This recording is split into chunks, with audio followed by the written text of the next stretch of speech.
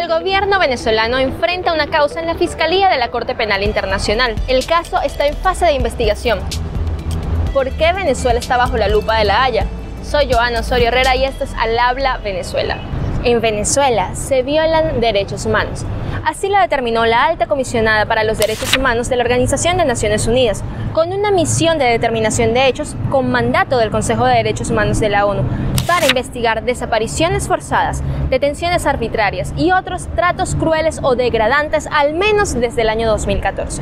Ese año hubo 42 asesinatos en protestas antigubernamentales en contra de Nicolás Maduro, quien apenas tenía un año en el poder. Y lo que vino después ha sido aún peor. Desde el año 2019, los informes de la alta comisionada Michelle Bachelet sobre Venezuela denuncian un patrón de desapariciones forzadas, detenciones arbitrarias y torturas. En sus actualizaciones, ha mostrado que desde su oficina tiene bajo la lupa al país.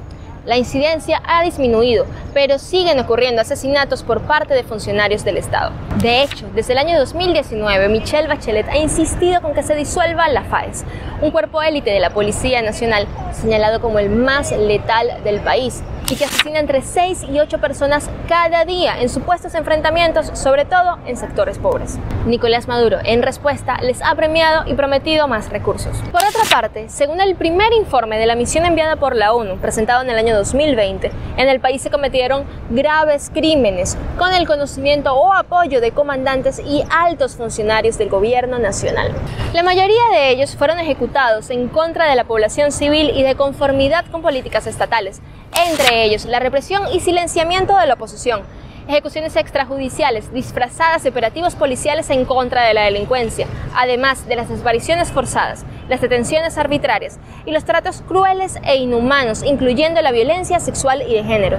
La misión concluyó en que hay motivos para creer que algunas de las conductas descritas en este informe constituyen crímenes de lesa humanidad. En su actualización de 2021 reconoció algunas acciones del sistema de justicia venezolano insuficientes para atender el fondo del problema. Además, determinó que la falta de independencia judicial ha contribuido con la violación de derechos humanos y la impunidad, pues jueces y fiscales están sometidos a presión política.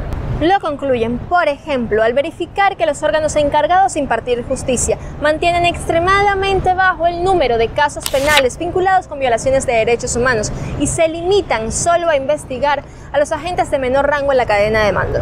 Además, los jueces son escogidos a dedo y por lo menos en el año 2021, 85 de las detenciones procesadas por tribunales militares fueron asignadas a los mismos 2 jueces.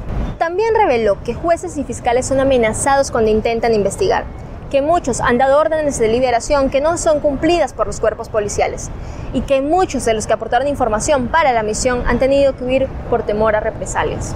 Desde 2021, la Fiscalía de la Corte Penal Internacional comenzó a investigar a Venezuela por crímenes de lesa humanidad, luego de un extenso examen preliminar a partir de los sucesos ocurridos durante el año 2017, cuando las protestas antigubernamentales dejaron más de 120 muertos.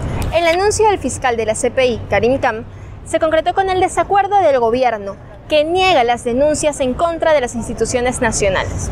Entre tanto, las organizaciones de derechos humanos en Venezuela siguen documentando y denunciando, dándole cuerpo a la situación nacional.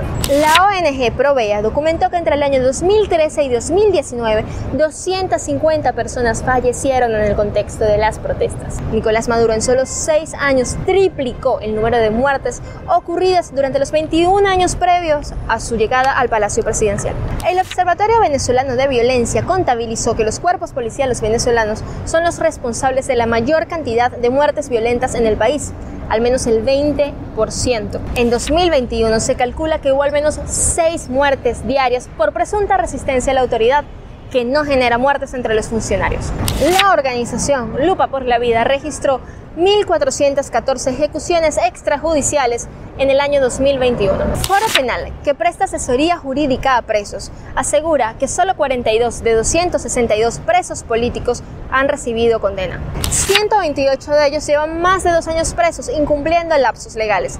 17 no han tenido audiencia preliminar y 73 de ellos ni siquiera han empezado juicio. La respuesta del gobierno ha sido desde lo legal.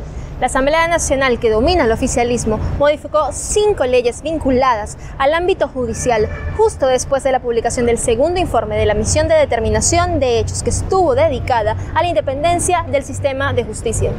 Sin embargo, la presión ha servido muy poco. Especialistas y defensores locales advierten que los cambios no van al fondo del problema, ni realmente la situación cambia. Entre esas modificaciones estuvo la reciente renovación del Tribunal Supremo de Justicia, que ocurrió en un proceso politizado y muy poco transparente, que ratificó al 60% de los magistrados que ya estaban ahí y que aumentó la presencia de militares en cargos claves de la Corte. Por ahora, familiares y víctimas siguen esperando justicia y reparación, y los cientos de presos políticos todavía aspiran su libertad. Asociaciones y periodistas siguen trabajando en pro de la defensa de los derechos humanos de los venezolanos, pese a sufrir hostigamiento, amenaza e intimidación. En Venezuela se violan derechos humanos y la lupa internacional parece ser clave para que esa realidad finalmente cambie.